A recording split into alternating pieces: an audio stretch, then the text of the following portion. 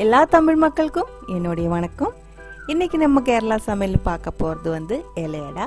இது வந்து ஒரு ரொம்ப ஃபேமஸான ஒரு பிரேக்ஃபாஸ்ட் ஐட்டம். அதே மாதிரி இது ஈவினிங் ஸ்நாக்ஸாக கூட சாப்பிடலாம்.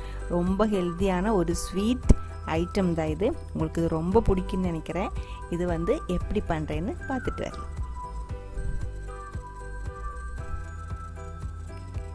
எலையடை பண்ணுறதுக்கு நான் 1.5 கப் அரிசி மாவு எடுத்துருக்கு. ரைஸ் ஃப்ளோர் தான் எடுத்துருக்கு. ரொம்ப ஃபைனான ரொம்ப பவுடர் மாதிரி இருக்கிற அரிசி மாவு தான் எடுத்துருக்கு. இது வந்து நான் கடையில் வாங்கினதா, வீட்டில் பண்ணுறது கிடையாது. இது வந்து மாவு பிசையறதுக்கு தண்ணி வந்து கொதிக்க வச்சிருக்கு. அந்த தண்ணிக்குள்ளே நான் வந்து ஒரு 1/4 டீஸ்பூன் உப்பு போட்டு கொடுத்துருக்கு. நல்லா கொதிச்சிருக்கு.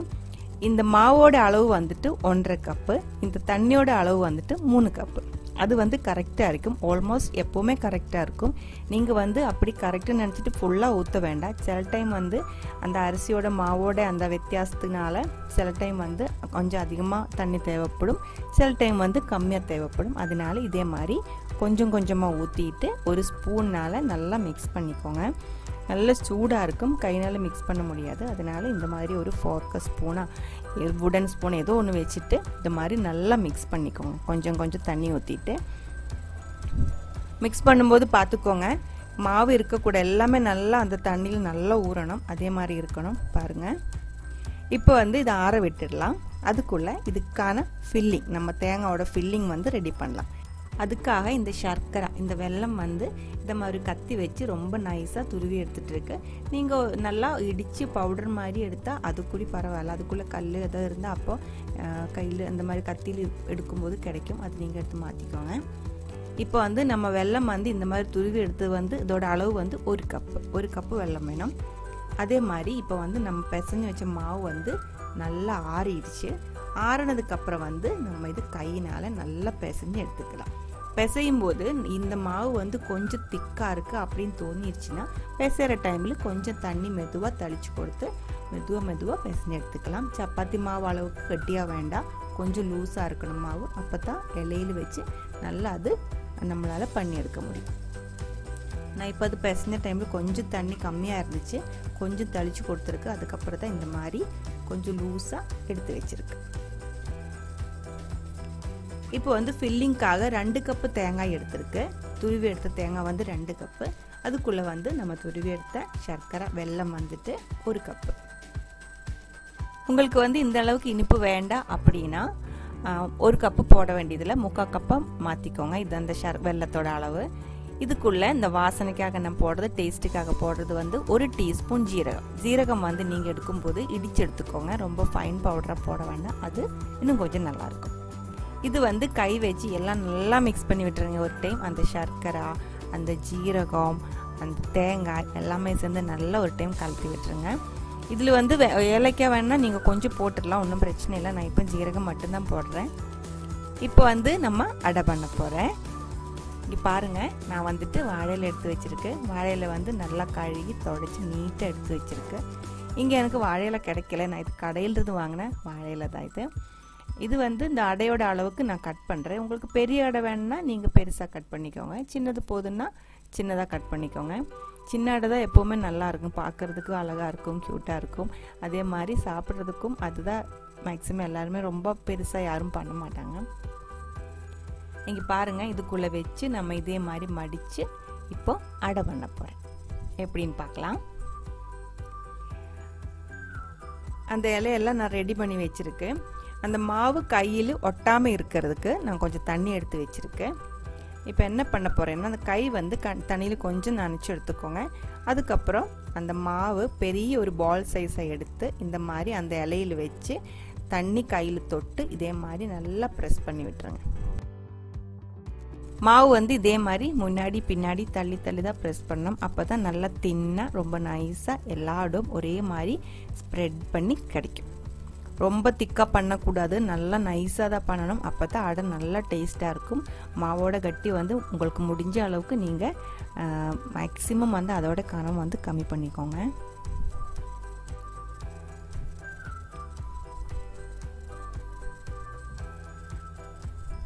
கையில் இப்படி தொட்டு பார்க்கும்போது தெரியுது எங்கே கொஞ்சம் கனமாக இருக்குது, எங்கே கொஞ்சம் கம்மியாக இருக்குது அப்படின்னு. அதை பார்த்து என் கையில் வச்சு நல்லா இதே மாதிரி தின்னாக இந்த மாதிரி பண்ணிக்கோங்க. அதுக்கப்புறம் இப்போ நான் ஃபில்லிங் பண்ண போகிறேன்.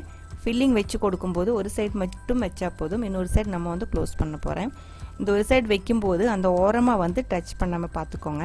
ஓரமாக நம்ம இந்த ஒட்ட வைக்க போகிறேன். அப்போ தான் இந்த ஃபில்லிங் வந்து வெளியே வராமல் இருக்கும். அதனால ஒட்ட வைக்கிறதுக்கு அந்த இடம் ரவுண்டாக அப்படியே விட்டுருங்க. அந்த தேங்காய் வந்து ஓரமாக ஒட்டாமல் பார்த்துக்கோங்க.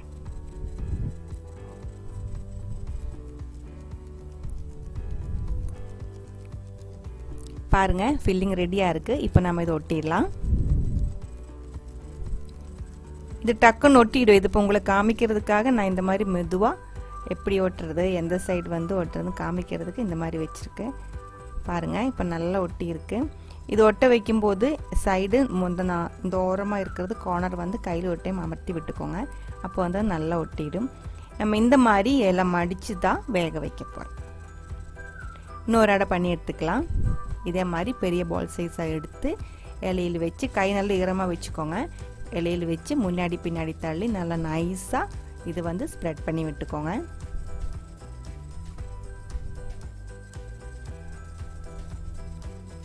சப்பாத்தி மேக்கர்னு எந்த அளவுக்கு நைஸாக வராது, நீங்கள் கையில் பண்ணுறது தான் நல்லாயிருக்கும்.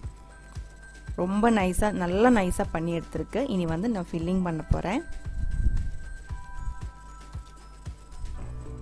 ஃபில்லிங் வந்து ஓரமாக தட்டாமல் நடுவில் ஒரு சைடில் மட்டும் இதே மாதிரி கொஞ்சம் கனமாக வச்சிடலாம்.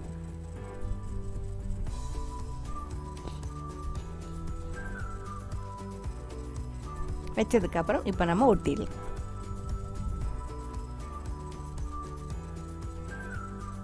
ஒட்டி இருக்கு. இது வந்து கை வச்சு அந்த ஓரமாக வந்து அமர்த்தி விட்டுருங்க. அப்போ தான் நல்லா ஒட்டிடும்.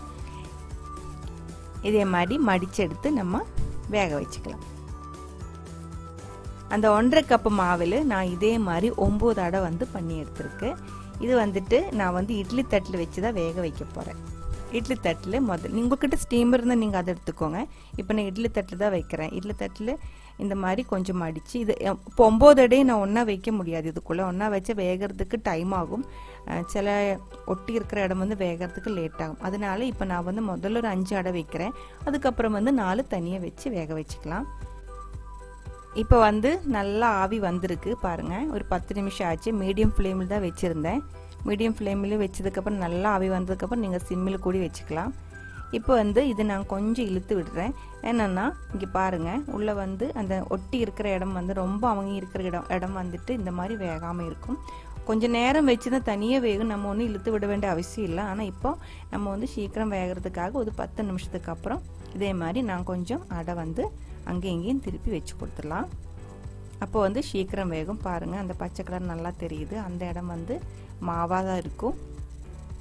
அதனால நான் கொஞ்சம் அந்த அடையெல்லாம் கொஞ்சம் இழுத்து விடுறேன். நீங்கள் அடை வந்து வேக வைக்கும்போது பார்த்துக்கோங்க, மேலே மேலே ஒட்டி ஒட்டி வைக்காமல் கொஞ்சம் அந்த ஆவி போகிறதுக்கு இடம் விட்டு விட்டு வச்சுக்கோங்க. அப்போ தான் அந்த ஆவி ஃபுல்லாக உள்ளே இறங்கி நல்லா வேகிறதுக்கு சீக்கிரம் வெந்து கிடைக்கும். இப்போ பாருங்கள் இன்னொரு 5 நிமிஷம் நான் வச்சுருக்கேன். இப்போ வந்து நம்ம அடை நல்லா வெந்திருக்கும். இது வந்து நல்ல சூடாக இருக்குது. ரொம்ப சாஃப்டாக இருக்கிறதுனால நீங்கள் சூடோடு எடுத்து வைக்கிறதோட இன்னும் கொஞ்சம் ஆறுனதுக்கப்புறம் எடுத்தால் தான் நல்லாயிருக்கும். இப்போ நம்ம அடை வந்து ஆறிடுச்சு பாருங்கள். சூப்பரான டேஸ்டியான ஹெல்த்தியான ஒரு சூப்பர் எலை அடை ரெடியாக இருக்குது. இது வந்து ரொம்ப சாஃப்டாக இருக்கும் சாப்பிட்றதுக்கு. அவ்வளோ ஸ்வீட்டாக இருக்கும், அவ்வளோ டேஸ்ட்டாக இருக்கும் சாப்பிட்றதுக்கு. பிரேக்ஃபாஸ்ட்டாக சாப்பிடலாம், நீங்கள் வந்து ஈவினிங் ஸ்நாக்ஸாக கூட சாப்பிடலாம். அந்த மாதிரி இனி வந்து மிச்சம் ஒரு 4 அடை இருந்துச்சு. அதுவும் நான் இதே மாதிரி வேக வைக்க போகிறேன். வைக்கும்போது இதே மாதிரி இடம் விட்டு விட்டு வச்சுக்கோங்க. அப்போ தான் ஆவி ஃபுல்லாக இறங்கி நல்லா சீக்கிரம் வெந்து கிடைக்கும். இப்போ பாருங்கள் அந்த 1.5 கப் மாவில் நான் 9 அடை பண்ணி எடுத்துருக்கேன். இதே மாதிரி ஆவரேஜ் சைஸில் ஒரு 9 அடை பண்ணி எடுத்துருக்கு. இப்போ இந்த அடை வந்து எந்த அளவுக்கு சாஃப்டாக இருக்குன்னு பார்க்கலாம்.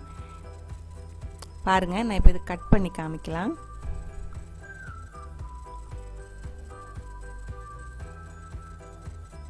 ரொம்ப சாஃப்டாக இருக்குது. மேலே வந்து ரொம்ப சாஃப்டாக இருக்கிற அந்த மாவு, உள்ளே வந்து ரொம்ப ஸ்வீட்டாக இருக்கிற அந்த ஃபில்லிங் அவ்வளோ டேஸ்ட்டாக இருக்கும்.